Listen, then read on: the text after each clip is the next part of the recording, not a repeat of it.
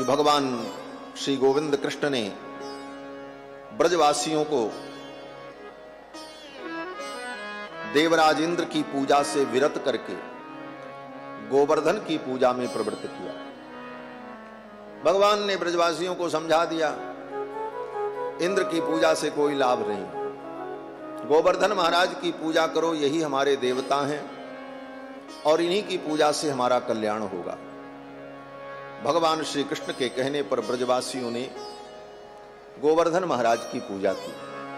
गिरि गोवर्धन, ब्रज क्षेत्र में जो गिरि गोवर्धन है वो भगवान विष्णु के स्वरूप हैं। श्री वृंदावन धाम में 3 पर्वत है। नंदगांव में जो पर्वत है वो भगवान शंकर का स्वरूप है, और बरसाना में जो पर्वत है वो ब्रह्मा जी का स्वरूप है, और वृंदावन में जो पर्वत है गिरिराज गोवर्धन वो भगवान विष्णु के स्वरूप है। गिरि गोवर्धन भगवान विष्णु का स्वरूप, और भगवान ही पूजा की प्रेरणा दे रहे हैं, बोले इनकी पूजा करो।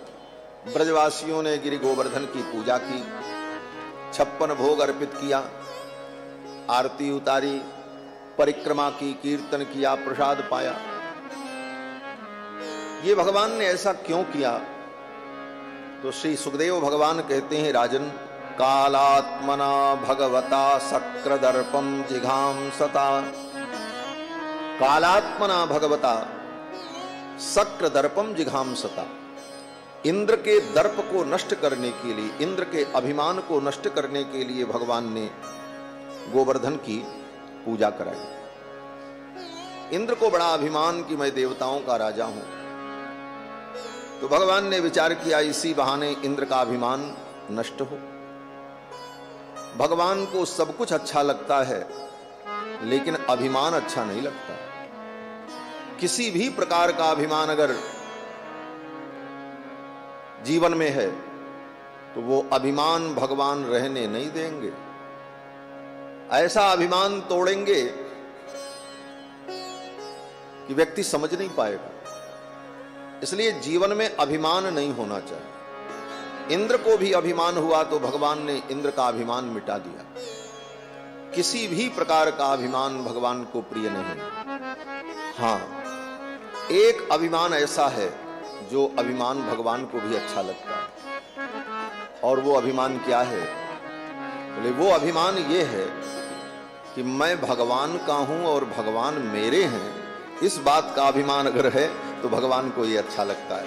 अस अभिमानी जाई जनु मोरे, अस अभिमानी जाई जनु मोरे, मैं सेवक रघुपति पति मोरे, मैं सेवक रघुपति पति मोरे, मैं सेवक रघुपति पति मोरे, मैं सेवक रघुपति पति मोरे।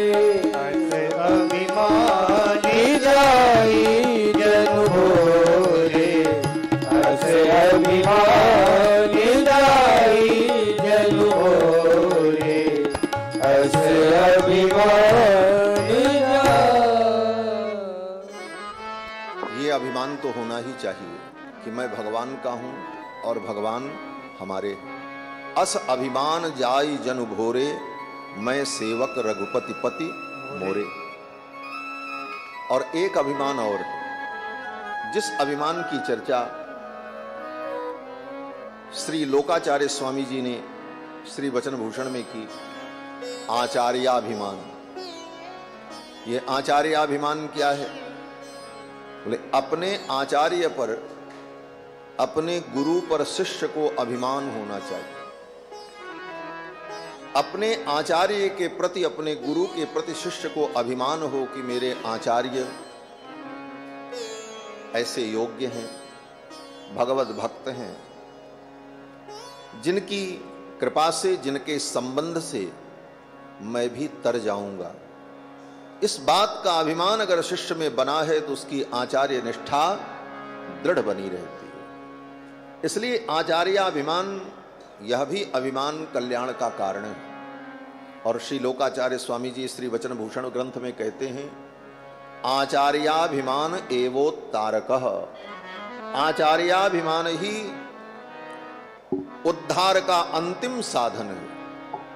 कोई साधन जब काम नहीं करता तब आचार्याभिमान ही अंतिम साधन होता है। तो ये दो अभिमान तो ठीक है, लेकिन इसके अतिरिक्त कोई अभिमान अगर है जीवन में तो वह अभिमान भगवान को अच्छा नहीं लगता। इंद्र को बड़ा अभिमान कि मैं देवताओं का राजा हूं। भगवान ने कहा बहुत अच्छा मौका है, इसी मौके पर इंद्र का अभिमान समाप्त हो। इंद्र की पूजा बंद करा दी। इंद्र को जब पता चला कि ब्रजवासियों ने मेरी पूजा नहीं की तो इंद्र को क्रोध आ गया। इंद्रस्तदात्मन पूजाम विज्ञाय विहिताम नृप। इंद्र ने देखा कि इन ब्रजवासियों ने मेरी पूजा नहीं की तो देवराज इंद्र उन ब्रजवासियों के ऊपर कुपित हो गए। ब्रजवासियों के ऊपर इंद्र ने कोप किया कि इन ब्रजवासियों ने कृष्णम मर्त्यमुपाश्रित्य चक्रुर्ये देवहेलनम, एक कृष्ण नाम के मनुष्य के कहने पर इन ब्रजवासियों ने मेरी अवहेलना कर दी। ये इंद्र की दूसरी गलती। बोले इंद्र भगवान श्री कृष्ण को मनुष्य मान रहे हैं। ये गलतियां आज भी बहुत से लोग कहते हैं भगवान राम और कृष्ण ये भी तो मनुष्य ही थे। बाद में लोगों ने इनको भगवान बना दिया। बाद में भक्तों ने इनको भगवान भगवान कहकर और इनकी महिमा बढ़ा करके भगवान कर दिया। सब मनुष्य थे। बोले भगवान को मनुष्य मानना ये बहुत बड़ा अपराध है। और इंद्र क्या कहते हैं कि कृष्णम मर्त्यमुपाश्रित्य, कृष्ण नाम के एक मनुष्य के कहने पर ये चक्रुर्देव हेलनम, इन ब्रजवासियों ने मेरी अवहेलना की। और कृष्ण के विषय में देवराज इंद्र कहते हैं बाचालम बालिसम स्तब्धम अज्ञम पंडित मानिनम।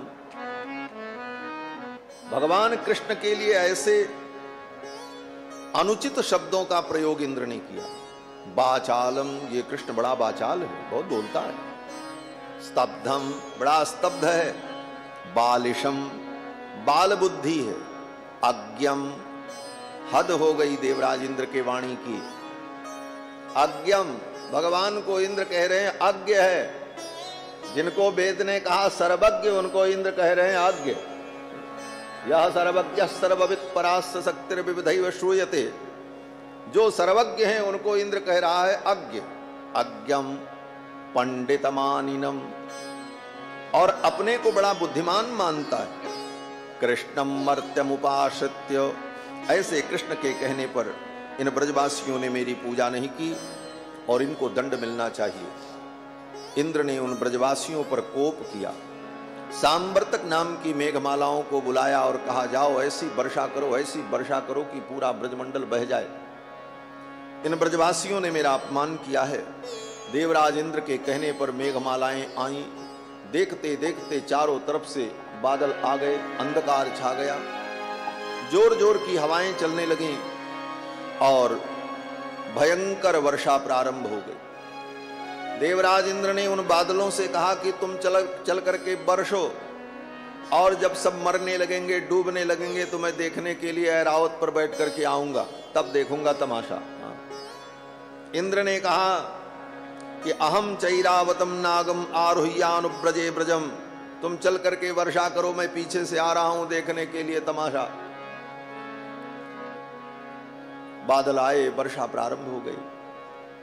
ऐसी भयंकर वर्षा की अब तो सभी गोप ग्वाल बाल व्याकुल हो गए, कहीं बचने का कोई स्थान नहीं। अब तो सब भीगे हुए, ठिठुरे हुए, कांपते हुए सभी गोप ग्वाल बाल भगवान कृष्ण के पास पहुंचे।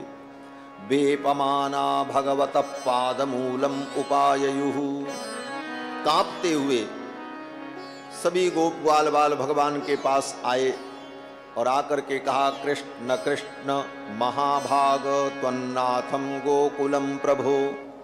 हे कृष्ण, आप ही मेरे नाथ हो और आप ही गोकुल के स्वामी हो। त्रातुमर्हसि देवान्न कुपितात् भक्तवत्सल। हे भक्तवत्सल, देवराज इंद्र के कोप से हमें बचा लो। ऐसा कह करके उन ब्रजवासियों ने भगवान की शरणागति की, अपनी रक्षा के लिए भगवान की शरण में गए। यही जीव का स्वरूप है। देवराज इंद्र की वर्षा से भयभीत होकर वे ब्रजवासी इंद्र की शरण में नहीं गए, जा सकते थे। रोते चिल्लाते क्षमा मांगते, हे इंद्र क्षमा करो, कृष्ण के कहने पर मैंने आपकी पूजा नहीं की, मुझसे गलती हो गई, क्षमा कर दो, ऐसा भी कह सकते थे। लेकिन देवराज इंद्र की शरण में ब्रजवासी नहीं गए, भगवान की शरण में। क्यों? बोले शरणागति तो भगवान की ही सफल होती है। भगवान को छोड़कर अन्य की अगर व्यक्ति ने शरणागति की तो वो शरणागति सफल नहीं होती। शरणागति में नियम है, शरणागति कोई भी कर सकता है, कभी भी कर सकता है, कहीं भी कर सकता है, और किसी भी फल के लिए शरणागति की जा सकती है। शरणागति में इतनी स्वतंत्रता है। और शरणागति चाहे मनुष्य हो, चाहे पशु हो, चाहे राक्षस हो, चाहे देवता हो, कोई भगवान की शरणागति कर सकते और सबके उदाहरण है। और कहीं भी शरणागति कर सकता है व्यक्ति, जहां रहे वहीं भगवान की शरणागति कर सकता है। विभीषण ने समुद्र के तट पर शरणागति की, द्रौपदी ने दुर्योधन की सभा में शरणागति की, और कभी भी कर सकता है। विभीषण ने रात्रि के 12 बजे भगवान की शरणागति। पवित्र हो चाहे अपवित्र हो, किसी दशा में भगवान की शरणागति कर सकता है। द्रौपदी अपवित्र थी, उस दशा में द्रौपदी ने भगवान की शरणागति। शरणागति में न देश का नियम है, न काल का नियम है, न अधिकारी का नियम। कोई भी व्यक्ति कहीं भी, किसी भी देश में, किसी भी काल में भगवान की शरणागति कर सकता है। देश काल अधिकारी नियमो नास्ति।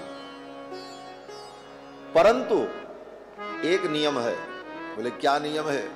बोले भगवान की ही शरणागति कर सकता है और किसी की नहीं कर सकता। भगवान के अतिरिक्त किसी की शरणागति अगर वो करता है तो उसकी शरणागति व्यर्थ हो जाएगी। और इतिहास प्रमाण है, जिन जिन लोगों ने भगवान को छोड़ करके किसी अन्य की शरणागति की, किसी की रक्षा नहीं की। इसलिए भगवान की ही शरणागति सफल होती है। श्री लोकाचार्य स्वामी जी महाराज कहते हैं कि विषय नियम एवास्ति। भगवान की शरणागति में कोई नियम नहीं है, लेकिन एक नियम जरूर है, विषय का नियम। विषय का नियम अर्थात भगवान की ही शरणागति की जा सकती है और किसी की नहीं की जा सकती। इसीलिए उन ब्रजवासियों ने इंद्र की शरणागति नहीं की, भगवान की शरणागति। कृष्ण कृष्ण महाभाग त्वन्नाथम गोकुलम प्रभो